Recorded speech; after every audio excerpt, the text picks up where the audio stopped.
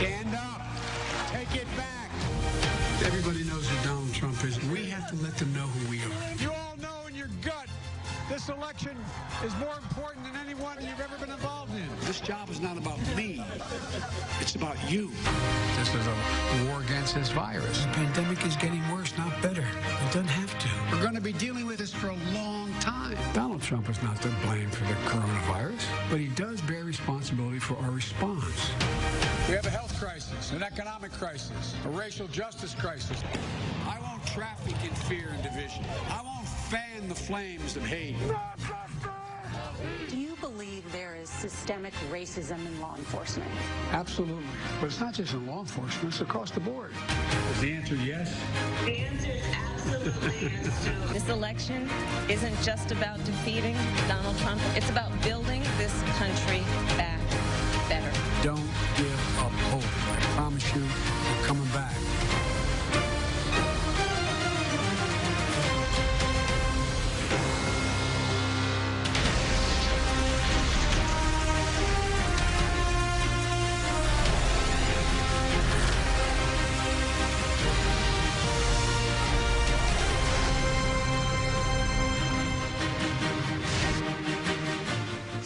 Good evening. We are just 70 days away from Election Day, when America will decide if Donald Trump or Joe Biden resides in the White House for the next 4 years.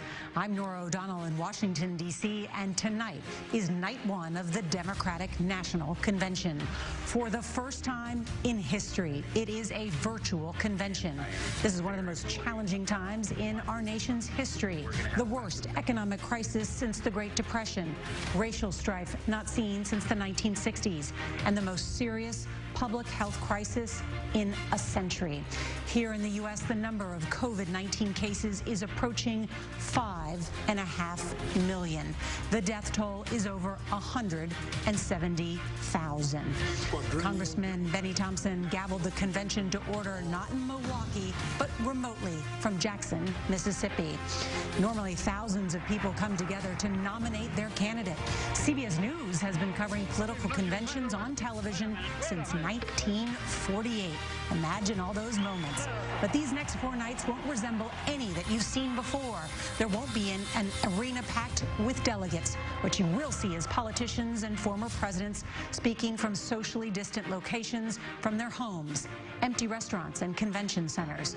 We are broadcasting from CBS News election headquarters here in Washington. And we're joined tonight by our CBS News team of political analysts, correspondents, and contributors, as well as former administration officials. A virtual convention isn't the only history being made this election cycle. This week, the first woman of color will accept the nomination for Vice President of the United States. And after coming out on top in the most diverse field of candidates, Joe Biden is said to be formally nominated to take on President Trump. Tonight, we'll hear from 2 of Biden's former rivals for the nomination, Senator Bernie Sanders and Amy Klobuchar, as well as former First Lady Michelle Obama, and 4 Republicans who say they'll back Joe Biden instead of Donald Trump, their party's nominee. You're watching CBS News 2020, America Decides. And joining me now are senior political analyst and 60 Minutes correspondent John Dickerson, CBS News contributor Maria Elena Salinas, and CBS News analyst Jamal Simmons. Welcome to all. And John, let me start with you.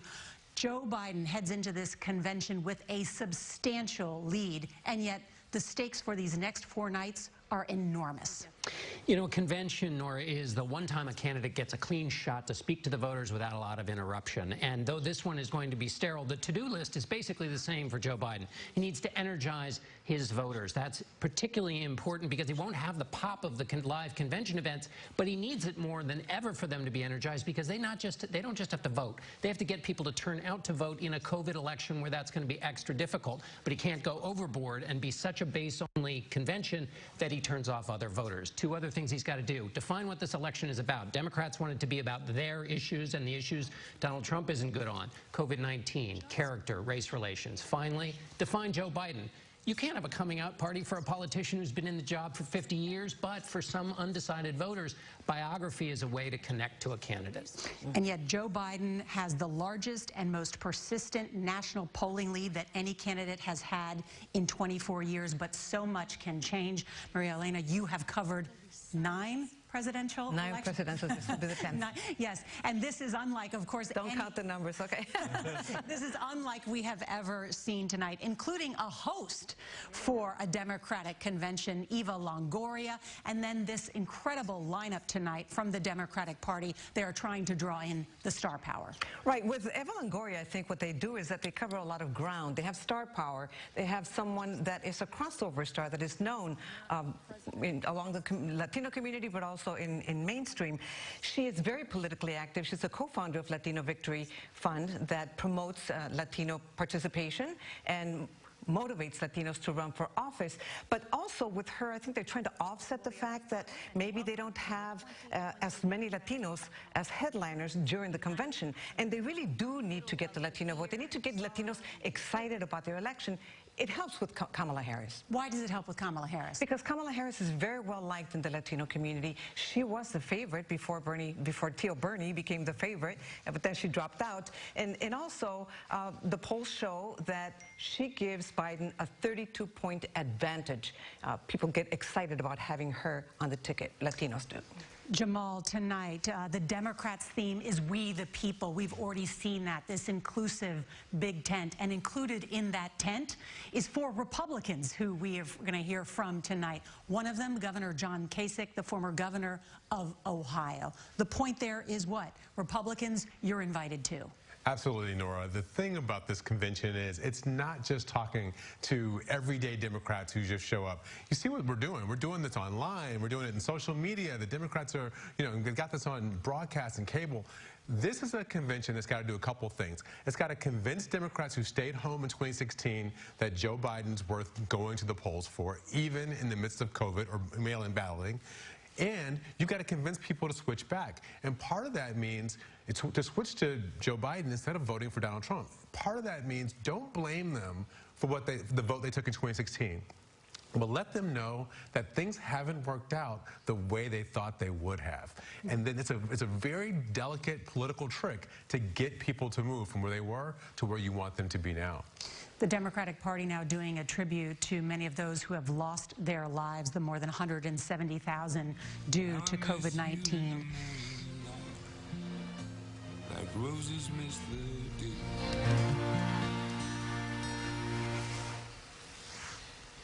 Want to go now. Nicole Killion is in Joe Biden's hometown of Wilmington, Delaware. She's outside the Chase Center, where we'll hear from Biden and his running mate, Kamala Harris, later in the week.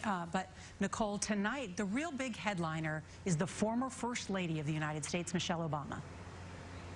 That's right, Nora. And former Vice President Joe Biden will officially accept the Democratic nomination for president here at the Chase Center on Thursday. And we will hear more tonight from his former Democratic rival, Bernie Sanders. Sanders will speak for about 8 minutes, giving a nod to the progressive movement. A source tells CBS News that he will also make the case for beating President Trump and explain why he now supports Joe Biden. And as you mentioned, former First Lady Michelle Obama will deliver a full-throated endorsement highlighting Joe Biden's character, competency, and empathy, according to those familiar with her remarks in excerpts that were released earlier today. She calls Biden a terrific vice president who has what it takes to lead the country. And of course, you may recall 4 years ago when the DNC was held right up the road in Philadelphia when she coined the term, when they go low, we go high. So again, tonight, expect a very direct and impassioned speech. We're told that she put a lot of work into this address and really wants to own it tonight. Nora? All right, Nicole Killion, thank you. Want to return now to the Democratic National Convention. You are listening now to Susan Molinari, former Republican congresswoman, and other Republicans who are bucking their party to back Joe Biden. We are about to hear from Governor John Kasich of Ohio, was a former congressman, governor, also ran for the Republican Party nomination. And as he's speaking at the Democratic convention, the President of the United States, Donald Trump, is calling him a loser. But let's listen in now to John Kasich. America is at a crossroads. Sometimes elections represent a real choice, a choice we make as individuals and as a nation, about which path we want to take when we've come to challenging times. America is at that crossroads today. The stakes in this election are greater than any in modern times. Many of us have been deeply concerned about the current path we've been following for the past 4 years. It's a path that's led to division, dysfunction, irresponsibility, and growing vitriol between our citizens. Continuing to follow that path will have terrible consequences for America's soul because we're being taken down the wrong road by a president who is pitted one against the other. He's unlike all of our best leaders before him who worked to unite us, to bridge our differences, and lead us to a united America. I'm a lifelong Republican, but that attachment holds second place to my responsibility to my country. That's why I've chosen to appear at this convention. In normal times, something like this would probably never happen, but these are not normal times. I'm proud of my Republican heritage. It's the party of Lincoln, who reflected its founding principles of unity and a higher purpose. But what I have witnessed these past 4 years belies those principles. Many of us can't imagine 4 more years going down this path. And that's why I'm asking you to join with me in choosing a better way forward. I believe the best of America lies ahead, but only when we rediscovered our shared belief in the United States of America for our children's future, which can be bright, hopeful, and inspired if we choose to make it so. I've known Joe Biden for 30 years. I know his story of profound grief that has so deeply affected his character. I know Joe is a good man, a man of faith, a unifier, someone who understands the hopes and dreams of the common man and the common woman, a man who can help us to see the humanity in each other. He knows that the path to a restored and rejuvenated America lies in respect and unity and a common purpose for everyone. Yes, there are areas where Joe and I absolutely disagree, but that's okay, because that's America. Because whatever our differences, we respect one another as human beings, each of us searching for justice and for purpose. We can all see what's going on in our country today and all the questions that are facing us, and no one person or party has all the answers. But what we do know is that we can do better than what we've been seeing today, for sure. And I know that Joe Biden, with his experience and his wisdom and his decency, can bring us together to help us find that better way. I'm sure there are Republicans and independents who couldn't imagine crossing over to support a Democrat. They fear Joe may turn sharp left and leave them behind. I don't believe that, because I know the measure of the man. It's reasonable, faithful, respectful. And you know, no one pushes Joe around. Joe Biden is a man for our times, times that call for all of us to take off our partisan hats and put our nation first for ourselves and, of course, for our children. When America chooses the right path and pulls together, like we've done so many times before, we can dream big dreams, and we can see the top of the mountain as a United States of America with a soul that is a beacon of freedom to the entire world.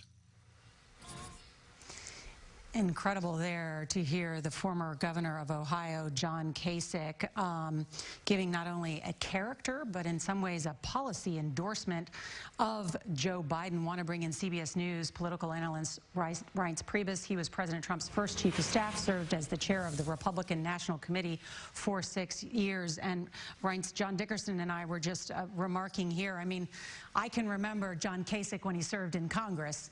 I mean, this is a man who was the Penny Kasich bill, who was the leader of an ideological revolution for fiscal conservatism, was a Gingrich backer. That was extraordinary to hear his endorsement of Joe Biden over Donald Trump.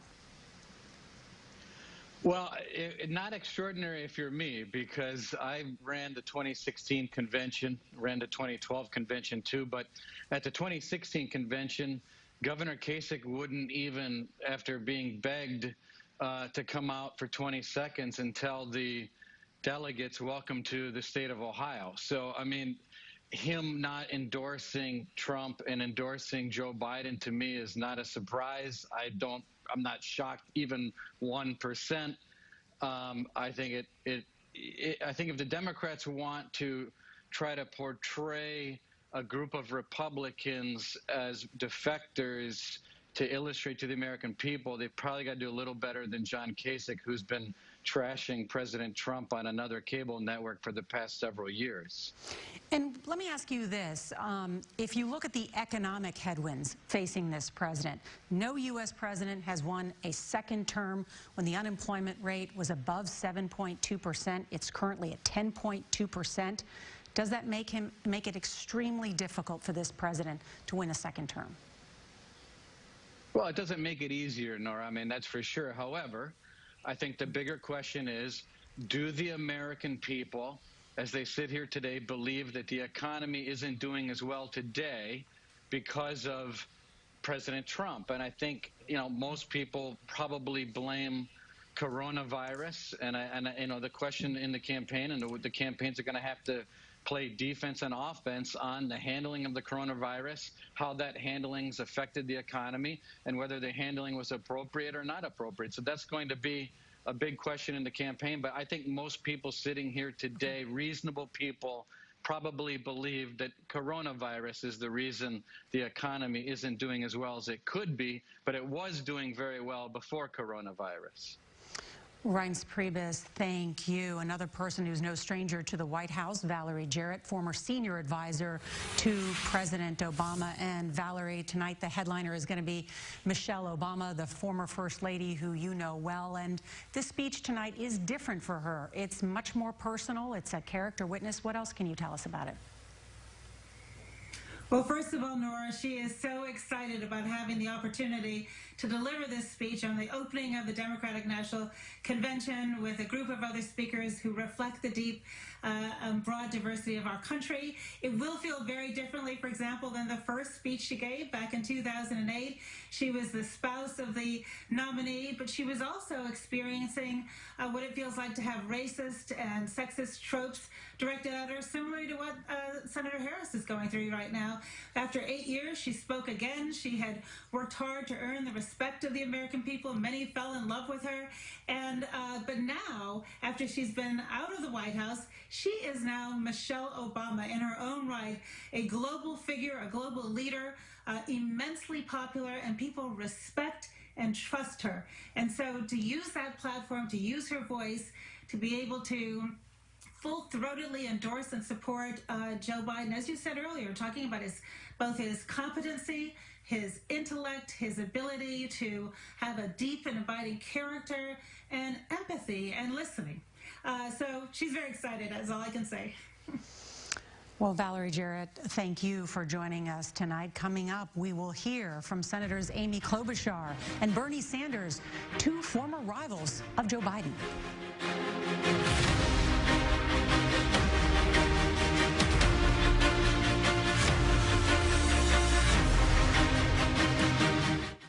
What stands behind the yard sign of an ADT home? It's your world, safer and more secure against the unknown and unimaginable.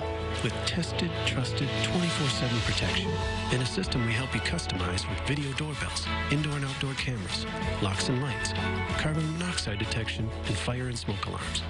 Now, get our lowest rate for fast response monitoring starting at just $28.99 a month. About $1 a day for ADT. Call 1-800-ADT-ASAP.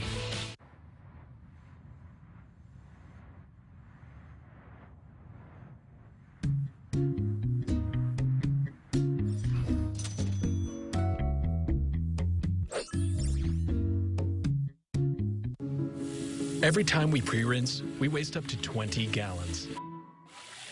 Let's skip the rinse. Finish Quantum with Active Blue technology cleans without pre-rinsing. Switch to Finish and skip the rinse to save water.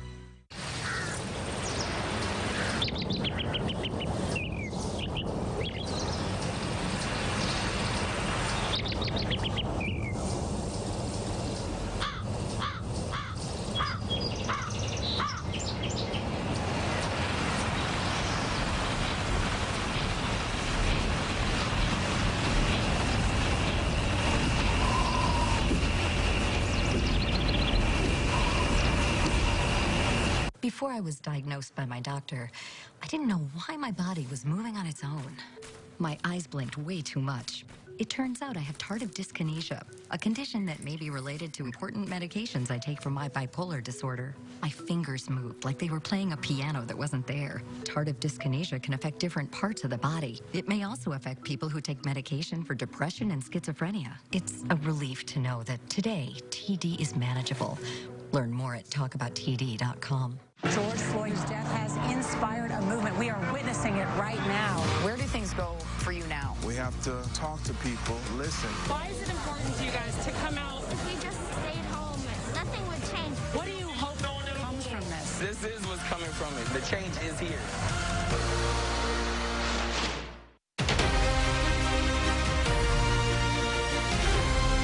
Our collective strength is exercised through government. It is, in effect, our immune system. And our current federal government is dysfunctional and incompetent. It couldn't fight off the virus. In fact, it didn't even see it coming. And that was New York Governor Andrew Cuomo from earlier this evening. 13 of Joe Biden's former rivals for the Democratic nomination are expected to appear at this week's convention. We're going to hear shortly from Amy Klobuchar, the senator from Minnesota, and John Dickerson already. And we'll come to you in just a minute. Let's listen first to Senator Klobuchar. Like my friend Catherine, I believe that the right to vote is fundamental, and the post office is essential. You know, the president may hate the post office, but he's still going to have to send them a change of address card come January. Donald Trump just happens to be in my state today, trying to divide people instead of responding to the pandemic and the significant needs of our economy. But Democrats, independents, and yes, many Republicans have had enough of his divisiveness. Tonight, my friends, in contrast, we've heard a lot about how we can unite as Americans, about our shared values, our shared dreams, how we've come together in the face of crisis. But I want to be clear. Unity isn't about settling. It's about striving for something more. It isn't the end, it's the means. It's how we get stuff done. Unity is about reaching up toward a higher purpose, a better future for all of us. E pluribus unum, out of many, one. It is more than a motto. It is the North Star for our democracy. Now more than ever, we need a president who will unite this country. We need a president who, in George Floyd's memory, instead of using the Bible as a prop, will heed its words, to act justly. We need a president for the workers who've lost their jobs because this administration is selling American workers out when we need to buy American, for the farmers and manufacturers and the people of rural America who are sick and tired of reaping what he's sown. We need a president who will look out for the seniors like my dad, whose families now visit them through glass windows, never knowing if it will be the last time they see them. We need a president for all of America. I come from the middle of this country where we believe in people joining together to solve problems. We seek common ground to reach higher ground. That's been Joe Biden's life's work. He's a man of scrappy, working-class roots, a man whose own hardships have only made him more determined to lift up those who have been left out. He understands redemption, and he knows resilience. Joe Biden's a man of deep experience. Barack Obama, better known tonight as Michelle's husband, he leaned on Joe for his strength and decency, and you can too.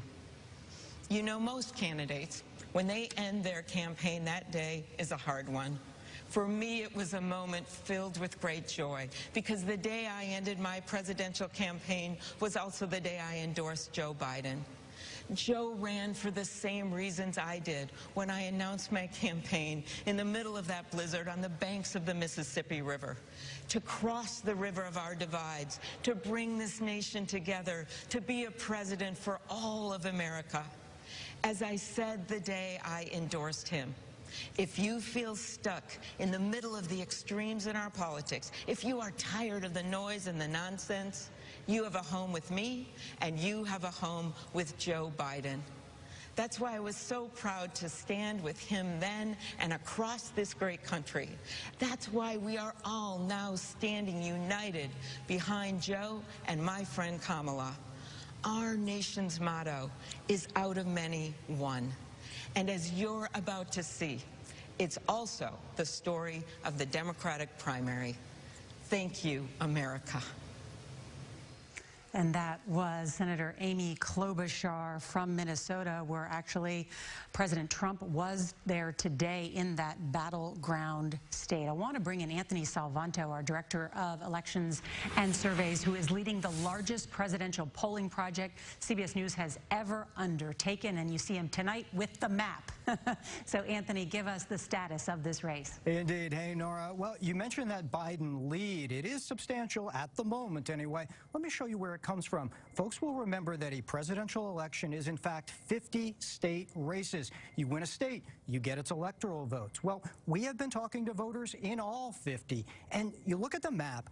On the states where you see blue, those are places where Joe Biden is leading in some form. The places you see states in red, that's where the president is leading in some form. Okay, now along the upper Midwest, these are states that every 4 years we talk about as battleground, close states. Your Pennsylvanias, Michigan, Wisconsin, and many others, those are leaning towards Biden. But what's maybe surprising a lot of people this year is look at the Sun Belt. I'll take you to Arizona, where that's a toss-up right now. Georgia, which the president won pretty comfortably last time, that's a toss-up right now. And even Texas is just barely leaning towards the president in our analysis. Well, why is that? Majorities of voters in all of these states say that they're dissatisfied with the way that the administration was handling the coronavirus outbreak. And that's accruing to Joe Biden. Those folks are voting for Joe Biden in higher numbers. And that's what's shifting these states. And so the big result, Nora, which we will watch through the fall, is we've got an expanded map with maybe a lot more battleground states than anybody thought going in. Which makes a very exciting 78 days ahead. Anthony Salvanto, thank you. I want to bring in CBS News political correspondent Ed O'Keefe, who's been following the Biden campaign since day one. Ed, we are about to hear from one of Biden's top opponents, Senator Bernie Sanders, shortly, the independent from Vermont. This is a prime speaking slot for him, important because of what happened in 2016 and the fissures between him and Hillary Clinton.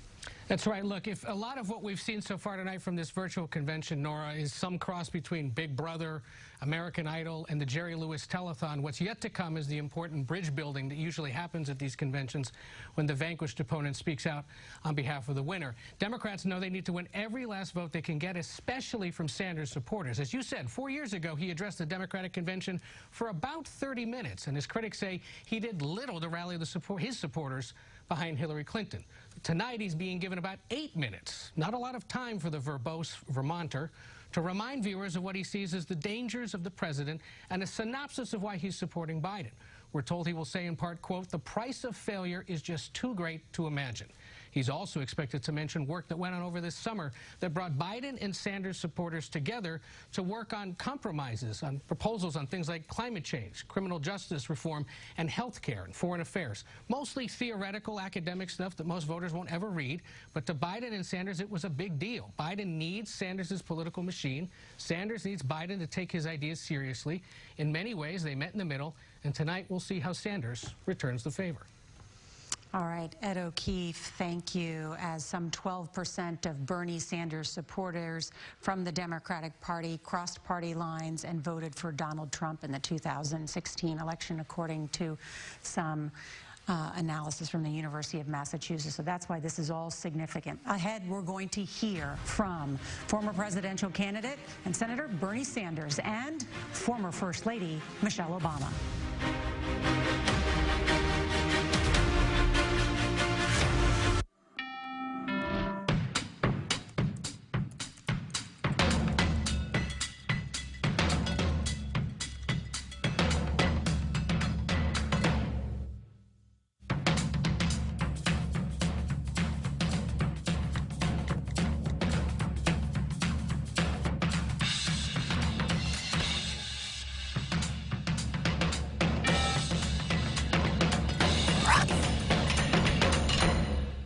The ADT yard sign stands watch over your home and family with tested, trusted 24/7 protection.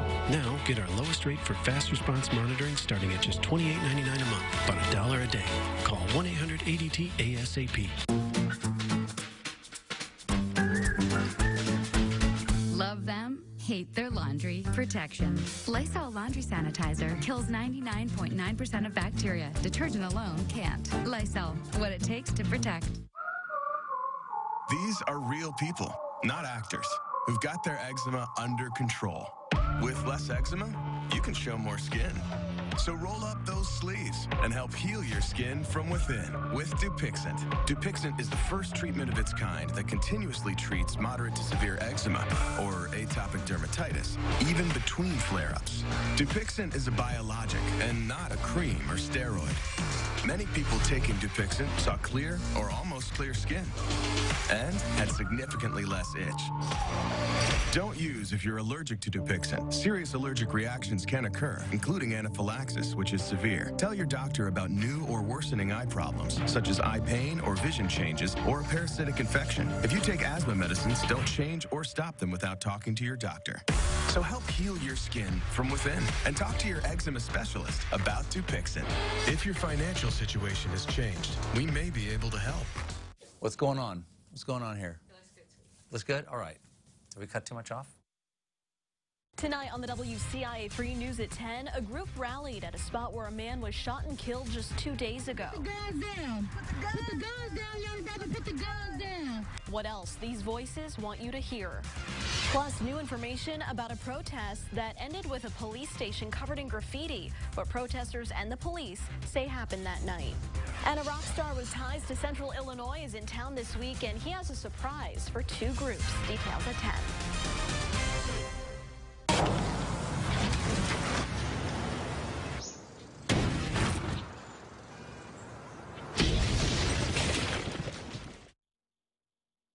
Having roof problems? Call Freeman Exteriors today. Hey, Matt here with Joey and Ella, helping you feng shui your way to savings. Feng what?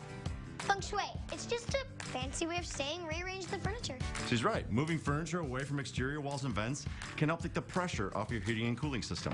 And since heating and cooling account for about 48% of your energy bill, every little bit helps. Hey, we could use a little bit of help. Oh, there. Learn more at AmerenIllinois.com/savingsmadeeasy. Here's some great news. One stop for all car and truck repairs, plus a great tire selection. Tires Plus is tires plus routine auto maintenance, plus electrical work, plus brake service, plus air conditioning repairs, plus check engine light diagnosis, plus tire rotation. The Plus is in everything they do, and they'll match any locally advertised prices. There's so much plus, we ran out of time to tell you about the great selection of tires. Tires Plus and all Tires Plus Auto Care. They fix everything.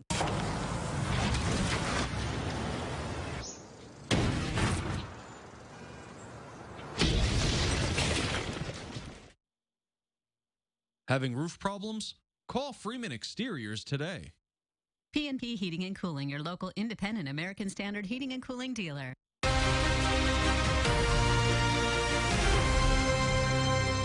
And welcome back to our coverage of the Democratic National Convention. Former presidential candidate Bernie Sanders is about to deliver his big speech tonight. The independent senator from Vermont will be live from Burlington in just a minute, and we will take his remarks live. I want to bring back in our panel and talk about this issue of coronavirus. When we were last all here together on Super Tuesday, there were 73 confirmed cases and 7 known deaths from coronavirus.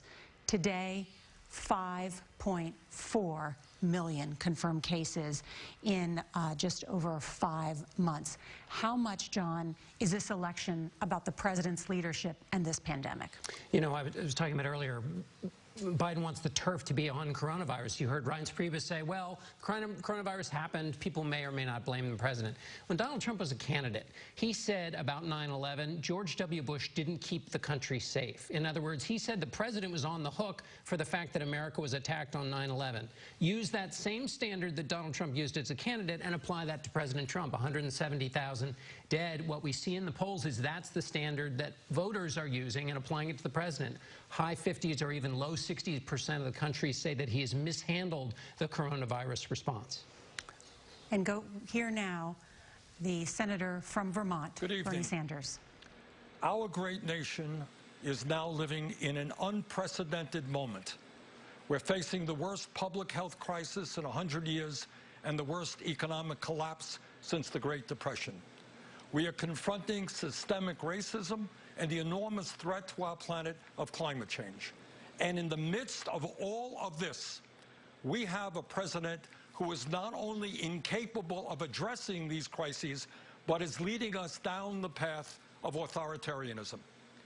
This election is the most important in the modern history of this country.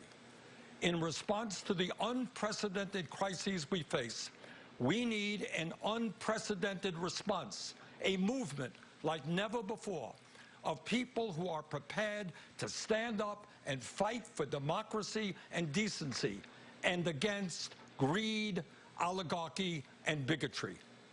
And we need Joe Biden as our next president. Let me take this opportunity to say a word to the millions of people who supported my campaign this year and in 2016. My friends, thank you for your trust, your support, and the love you showed Jane, me, and our family. Together, we have moved this country in a bold new direction, showing that all of us, black and white, Latino, Native American, Asian American, gay and straight, native-born and immigrant, yearn for a nation based on the principles of justice, love, and compassion. Our campaign ended several months ago, but our movement continues and is getting stronger every day. Many of the ideas we fought for that just a few years ago were considered radical are now mainstream. But let us be clear, if Donald Trump is reelected, all the progress we have made will be in jeopardy. At its most basic, this election is about preserving our democracy. During this president's term, the unthinkable has become normal. He has tried to prevent people from voting, undermined the U.S. Postal Service, deployed the military and federal agents against peaceful protesters, threatened to delay the election, and suggested that he will not leave office if he loses. This is not normal, and we must never treat it like it is. Under this administration, authoritarianism has taken root in our country. I and my family, and many of yours, know the insidious way authoritarianism destroys democracy, decency, and humanity. As long as I am here, I will work with progressives, with moderates, and yes, with conservatives to preserve this nation from a threat that so many of our heroes fought and died to defeat. This president is not just a threat to our democracy, but by rejecting science, he has put our lives and health in jeopardy. Trump has attacked doctors and scientists trying to protect us from the pandemic, while refusing to take strong action to produce the masks, gowns, and gloves our healthcare workers desperately need. Nero fiddled while Rome burned. Trump golfs. His actions fanned this pandemic, resulting in over 170,000 deaths and a nation still unprepared to protect its people. Furthermore, Trump's negligence has exacerbated the economic crisis we are now experiencing. Since this pandemic began, over 30 million people have lost their jobs, and many have lost their health insurance. Millions of working families are wondering how they will feed their kids, and they're worried that they will be evicted from their homes. And how has Trump responded? Instead of maintaining the $600 a week unemployment supplement that workers were receiving and the $1,200 emergency checks that many of you received. Instead of helping small businesses, Trump concocted fraudulent executive orders that do virtually nothing to address the crisis while threatening the very future of Social Security and Medicare.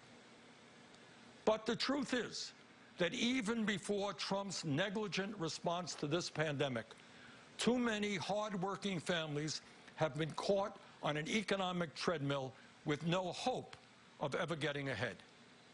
Together, we must build a nation that is more equitable, more compassionate, and more inclusive. I know that Joe Biden will begin that fight on day one.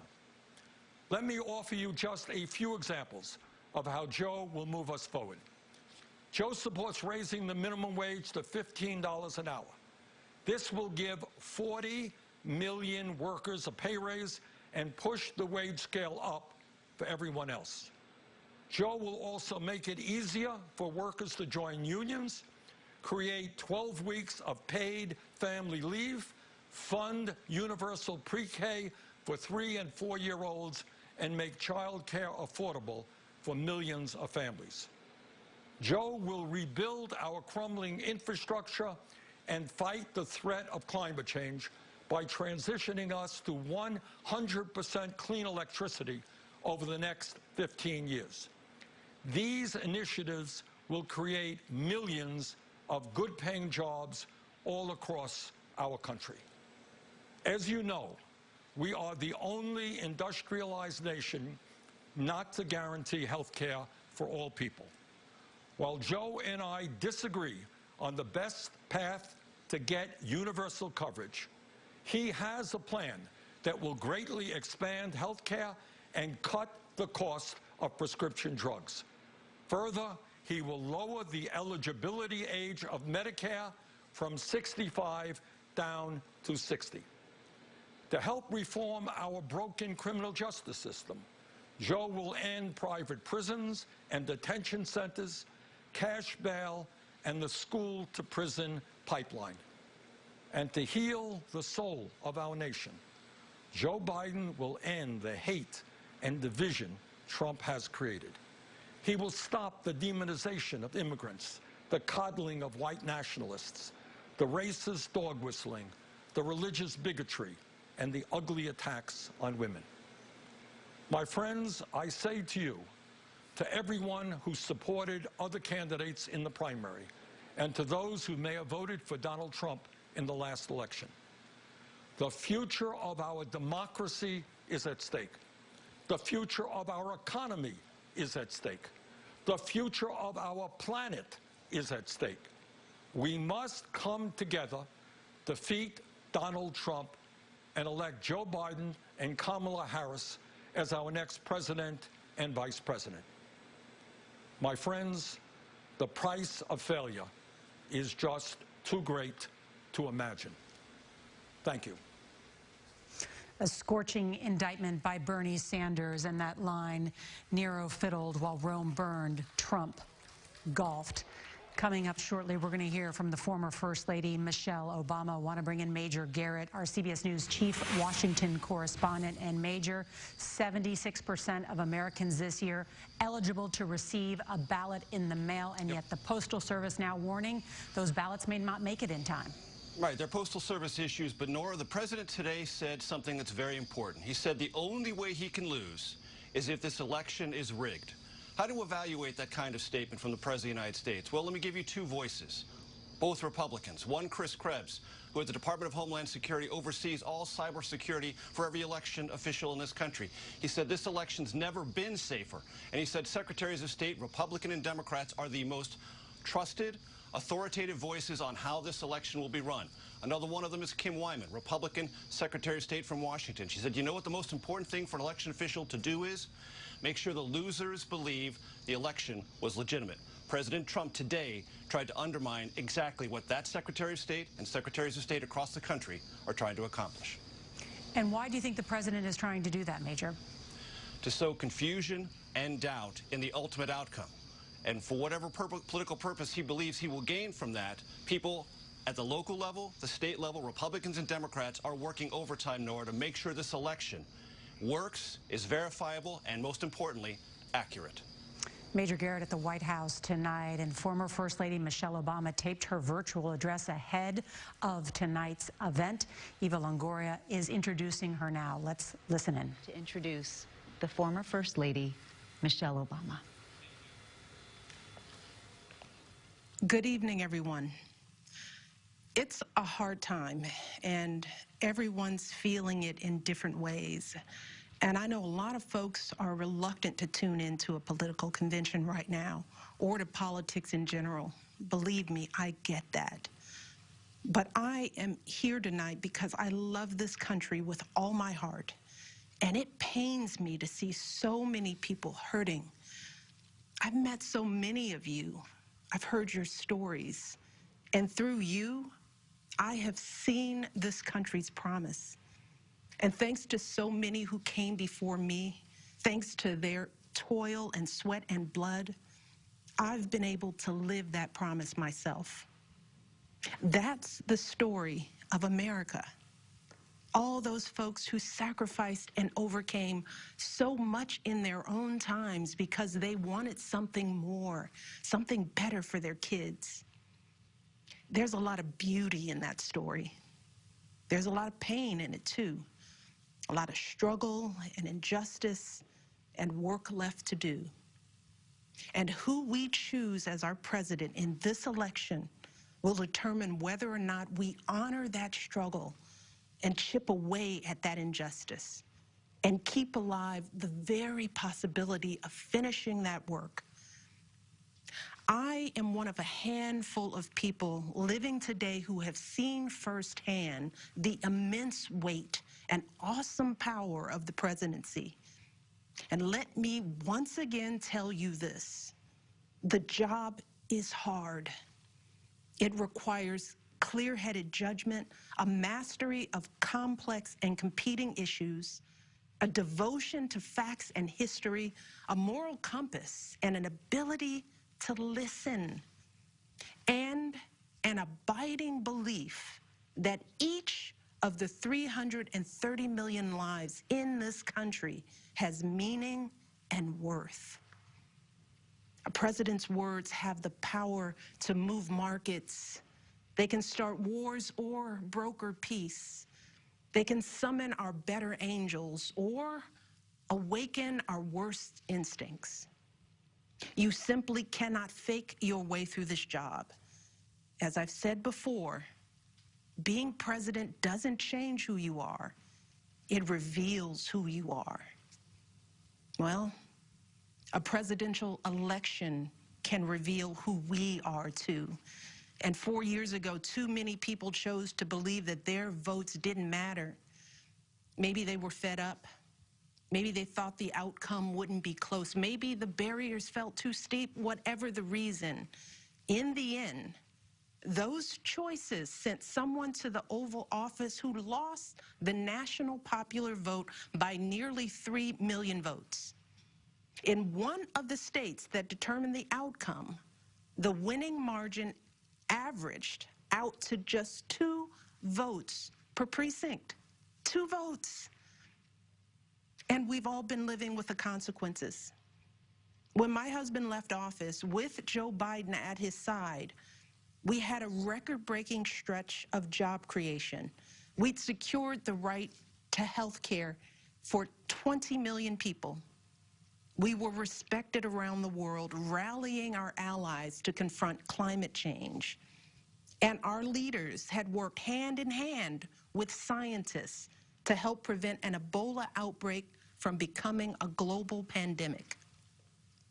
4 years later, the state of this nation is very different.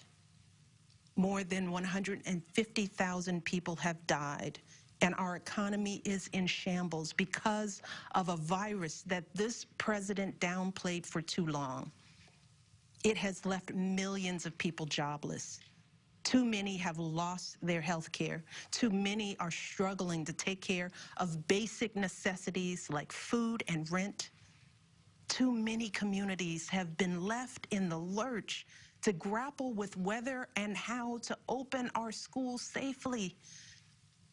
Internationally, we've turned our back, not just on agreements forged by my husband, but on alliances championed by presidents like Reagan and Eisenhower.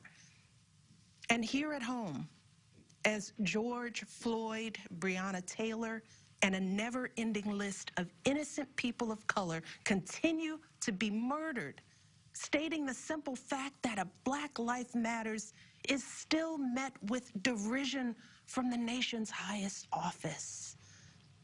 Because whenever we look to this White House for some leadership or consolation or any semblance of steadiness, what we get instead is chaos, division, and a total and utter lack of empathy. Empathy, that's something I've been thinking a lot about lately. The ability to walk in someone else's shoes. The recognition that someone else's experience has value too. Most of us practice this without a second thought. If we see someone suffering or struggling, we don't stand in judgment, we reach out. Because there, but for the grace of God, go I. It is not a hard concept to grasp. It's what we teach our children. And like so many of you, Barack and I have tried our best to instill in our girls a strong moral foundation to carry forward the values that our parents and grandparents poured into us. But right now, kids in this country are seeing what happens when we stop requiring empathy of one another. They're looking around wondering if we've been lying to them this whole time about who we are and what we truly value.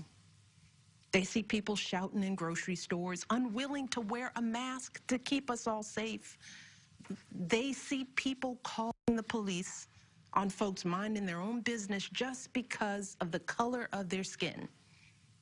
They see an entitlement that says only certain people belong here. That greed is good and winning is everything, because as long as you come out on top, it doesn't matter what happens to everyone else.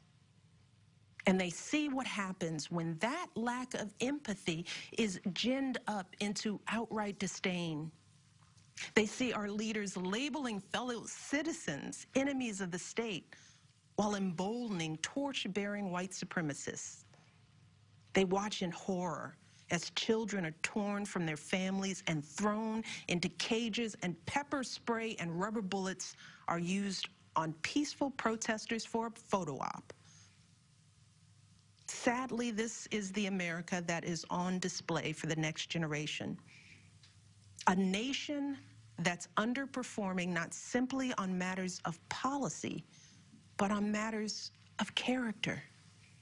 And that's not just disappointing, it's downright infuriating.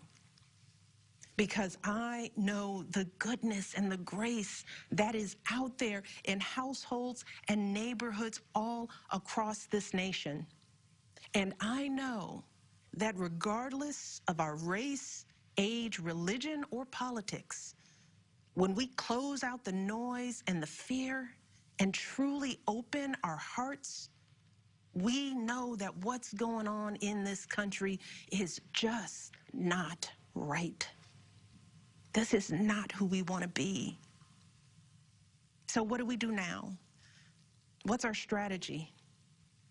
Over the past 4 years, a lot of people have asked me, when others are going so low, does going high still really work? My answer, going high is the only thing that works. Because when we go low, when we use those same tactics of degrading and dehumanizing others, we just become part of the ugly noise that's drowning out everything else. We degrade ourselves. We degrade the very causes for which we fight. But let's be clear. Going high does not mean putting on a smile and saying nice things when confronted by viciousness and cruelty. Going high means taking the harder path It means scraping and clawing our way to that mountaintop. Going high means standing fierce against hatred while remembering that we are one nation under God. And if we want to survive, we've got to find a way to live together and work together across our differences. And going high means unlocking the shackles of lies and mistrust with the only thing that can truly set us free, the cold, hard truth. So let me be as honest and clear as I possibly can. Donald Trump is the wrong president for our country. He has had more than enough time to prove that he can do the job, but he is clearly in over his head. He cannot meet this moment. He simply cannot be who we need him to be for us. It is what it is. Now, I understand that my message won't be heard by some people. We live in a nation that is deeply divided, and I am a black woman speaking at the Democratic Convention. But enough of you know me by now. You know that I tell you exactly what I'm feeling. You know I hate politics. But you also know that I care about this nation. You know how much I care about all of our children. So if you take one thing from my words tonight, it is this. If you think things cannot possibly get worse, trust me, they can and they will if we don't make a change in this election. If we have any hope of ending this chaos, we have got to vote for Joe Biden like our lives depend on it. I know Joe. He is a profoundly decent man, guided by faith. He was a terrific vice president. He knows what it takes to rescue an economy, beat back a pandemic, and lead our country. And he listens. He will tell the truth and trust science. He will make smart plans and manage a good team. And he will govern as someone who's lived a life that the rest of us can recognize. When he was a kid, Joe's father lost his job. When he was a young senator, Joe lost his wife and his baby daughter. And when he was vice president, he lost his beloved son. So Joe knows the anguish of sitting at a table with an empty chair, which is why he gives his time so freely to grieving parents. Joe knows what it's like to struggle, which is why he gives his personal phone number to kids overcoming a stutter of their own.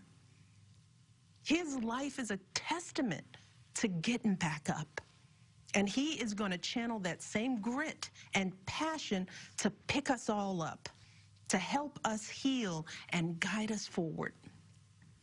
Now, Joe is not perfect, and he'd be the first to tell you that. But there is no perfect candidate, no perfect president. And his ability to learn and grow, we find in that the kind of humility and maturity that so many of us yearn for right now. Because Joe Biden has served this nation his entire life without ever losing sight of who he is. But more than that, he has never lost sight of who we are, all of us. Joe Biden wants all of our kids to go to a good school, see a doctor when they're sick, live on a healthy planet. And he's got plans to make all of that happen. Joe Biden wants all of our kids, no matter what they look like, to be able to walk out the door without worrying about being harassed or arrested or killed. He wants all of our kids to be able to go to a movie or a math class without being afraid of getting shot. He wants all our kids to grow up with leaders who won't just serve themselves and their wealthy peers, but will provide a safety net for people facing hard times. And if we want a chance to pursue any of these goals, any of these most basic requirements for a functioning society, We have to vote for Joe Biden in numbers that cannot be ignored. Because right now, folks who know they cannot win fair and square at the ballot box are doing everything they can to stop us from voting. They're closing down polling places in minority neighborhoods. They're purging voter rolls. They're sending people out to intimidate voters, and they're lying about the security of our ballots. These tactics are not new. But this is not the time to withhold our votes in protest or play games with candidates who have no chance of winning. We have got to vote like we did in 2008 and 2012. We've got to show up with the same level of passion and hope for Joe Biden. We've got to vote early, in person if we can. We've got to request our mail-in ballots right now, tonight, and send them back immediately. And follow up to make sure they're received. And then make sure our friends and families do the same. We have got to grab our comfortable shoes, put on our masks, pack a brown bag dinner, and maybe breakfast too. Because we've got to be willing to stand in line all night if we have to. Look, we have already sacrificed so much this year. So many of you are already going that extra mile. Even when you're exhausted, you're mustering up unimaginable courage to put on those scrubs and give our loved ones a fighting chance. Even when you're anxious, you're delivering those packages, stocking those shelves, and doing all that essential work so that all of us can keep moving forward. Even when it all feels so overwhelming, working parents are somehow piecing it all together without childcare. Teachers are getting creative so that our kids can still learn and grow. Our young people are desperately fighting to pursue their dreams. And when the horrors of systemic racism shook our country and our consciences, millions of Americans of every age, every background rose up to march for each other, crying out for justice and progress. This is who we still are. Compassionate, resilient, decent people whose fortunes are bound up with one another. And it is well past time for our leaders to once again reflect our truth.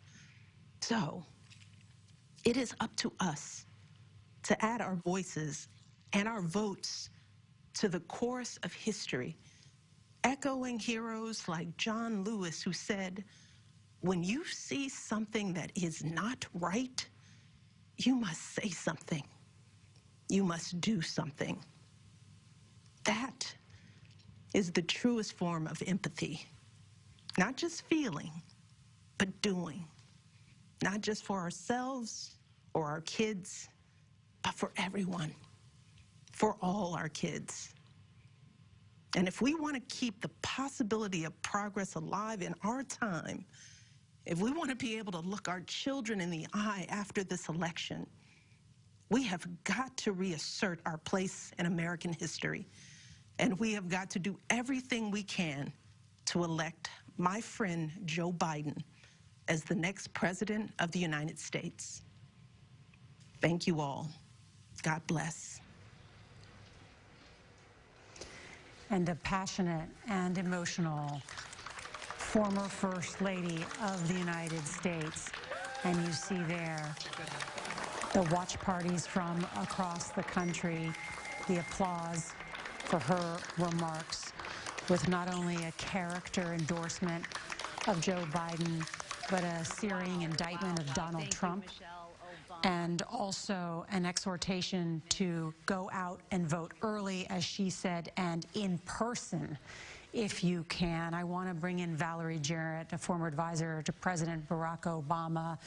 And Valerie, extraordinary speech by the First Lady, and I can't help think about even her in that earlier documentary this year, Becoming, where she talked about her trauma, that people couldn't be bothered to vote in the 2016 election.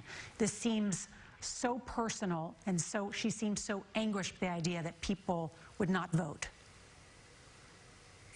Well, yes, of course she is deeply anguished because she predicted the results, and now here we are 4 years later, and it has turned out to be even worse than we would have imagined. And it was a deeply emotional speech. You could hear it in her voice shaking at times. Her love of her country is what motivated her to want to speak so candidly and directly. Now you know, Nora, why we used to call her the closer. Who better to end an evening about we the people than someone who knows the people, who's traveled this country, red states, blue states, and has seen our goodness and is so frustrated by what she's seeing coming out of this White House. And so I think her knowing Joe Biden the way she does, having watched him up close and personally, knowing his character, his empathy, his willingness to listen, and seeing how we are in chaos, as she put it, is what motivated her to give such a forthright, direct, and very clear message. Valerie, thank you so much. Let's bring in the rest of our panel. And John, Michelle Obama saying, if you think things cannot possibly get worse, trust me, they can and they will. Yeah, I kept thinking of on alarms where it says break glass in case of emergency. There was glass all over the place by the end of this speech. This was an emergency speech by someone who's not a politician, who has written one of the most successful books in modern times. And that speech will be passed around. And we talked about all the limitations of this convention. Being able to give a speech that gets passed around and motivates Democratic voters and also makes the character claim from a non-political perspective. Obviously, she's at a convention, it's political, but she's not a politician. This will have to be answered, and this, again, is the turf that the Democrats want the campaign to be on. Character, because as the former First Lady put it tonight, that's their direct attack at Donald Trump. I mean, there were so many lines that will be discussed of this speech, as you mentioned, but also we've got to be willing to pack our dinner, a brown bag, and maybe breakfast and wait in line all night. She made the case that, you know, Hillary Clinton won the popular vote by over 3 million, but we know she lost the electoral vote in part because of more than 70,000 votes in 3 states, that it was that slim of a margin that people that didn't turn out to vote, that makes a difference. I think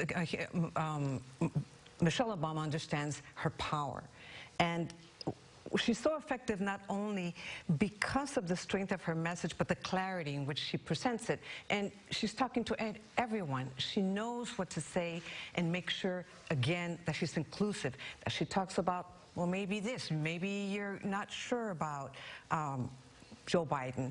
You know, he is a good guy, and maybe you voted for Trump. He's not the good guy. So I thought it was interesting the way that she talked about Trump, because usually she doesn't. She only kind of refers to him without saying his name. This time she said his name. She said he's ineffective. She said he's not up to living this moment, and ending that phrase with, it is what it is, which is a phrase that Trump used when he said, how many people died? So many people died. Well, it is what it is. But I think behind all this, she's motivating people to get out and vote, even with the subliminal message of her small necklace that said vote. Yes, and Jamal, it was as John described, that break the glass sort of moment, and yet while Joe Biden holds a substantial lead, his voter enthusiasm is still lacking for the head of the Democratic ticket. The party has got to be concerned that people will not mail in those ballots, that they will not stand in line in the midst of a pandemic. That's right. People have got to show up and vote. Michelle Obama made that case. You know, she's had such an interesting trajectory over her entire career in politics. When she first got started, there were all the things people came after her. Remember that New Yorker cover of her, like she was some radical, you know, black power person. She's had this great trajectory. And now she's at this place where she's an author, she's a lawyer, she's a mom, but she's channeling anxiety, she's channeling frustration, hope. And if you think about what's happening with people on the streets of the country, particularly Democrats, they're frustrated with babies at the border, they were frustrated with Charlottesville, they're frustrated with George Floyd. People are traumatized. And she talked about the trauma. You talked about it when you first started this conversation. She is somebody who really has found a way to channel that, and let's just keep it real. Michelle Obama keeps it real. And that is part of her appeal to the American public, is that they don't really see her playing politics. Jamal Simmons, Maria Elena Salinas, John Dickerson, thank you. CBS News coverage of the Democratic National Convention continues on our 24-hour streaming service, CBSN. Elaine Quijano has a look at what's coming up. Good evening, Elaine. Good evening, Nora. Tonight on CBSN, we will have a full wrap of the key moments from day one of the Democratic National Convention and bring you analysis with our team of contributors. You can stream CBSN anytime, anywhere, on any connected device. Just download the free CBS News app. I'll see you shortly. Nora? Elaine, thank you, and we will tune in. And that wraps up night one for the Democratic Convention. Later tonight, live on CBS, The Late Show with Stephen Colbert. Stephen's guests include former National Security Advisor Susan Rice and musical guest Sheryl Crow. And there will be much more on your local news and tomorrow on CBS This Morning. For all of us at CBS News, I'm Nora O'Donnell. Good night.